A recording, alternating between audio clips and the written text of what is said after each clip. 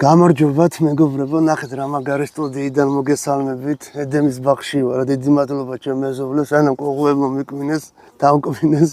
მალე ჩავწეროთ ეს ეპიზოდი. დღევანდელი ჩვენი გაკვეთილის თემა არის ერეკლე მეორე და გეორგიევსკის ტრაქტატი. სანამ უშუალო თემაზე გადავიდოდე, მე მინდა მივმართო სპონსორებს. ჩემი მთავარი მიზანი არის პოპულარული გავხადო საქართველოს ისტორია მოზარდებში რა.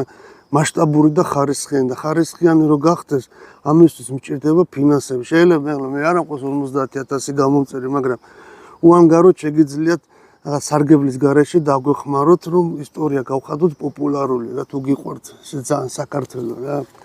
ჯერა რომ არსებობს ასეთი კომპანიები, ერთ-ერთი პროექტის განხორციელებაში დამეხმარა ორი ფიზიკური პირი, ქალბატონი მაია და ბატონი თაზო.